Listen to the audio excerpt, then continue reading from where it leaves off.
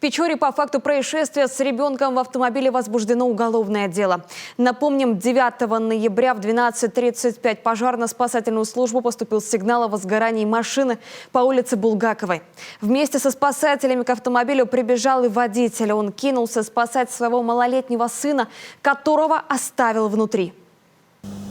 По данным следствия, 24-летний житель города Печоры оставил на стоянке автомашину, в которой находился его спящий двухлетний сын, и отошел в столовую. В это время внутри автомобиля произошло возгорание, в результате которого мальчик получил отравление угарным газом и ожоги. Ребенок был извлечен из автомобиля и госпитализирован. По уголовному делу следователями проводятся следственные и процессуальные действия, направленные на установление причин и обстоятельств произошедшего, закрепление доказательственной базы. По предварительным данным, в автомобиле произошло замыкание и возгорание электропроводки. Причину предстоит выяснить. Тем временем ребенок находится в реанимации Печорской ЦРБ в стабильно тяжелом состоянии. Отцу мальчика, который, к слову, сам является сотрудником МЧС, грозит до 1 года лишения свободы.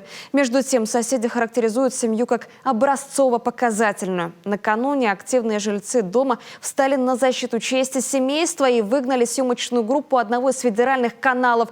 Печорцы опасаются передергивания фактов в СМИ, что в итоге может сказаться на судьбе и без того убитых горем родителей мальчика.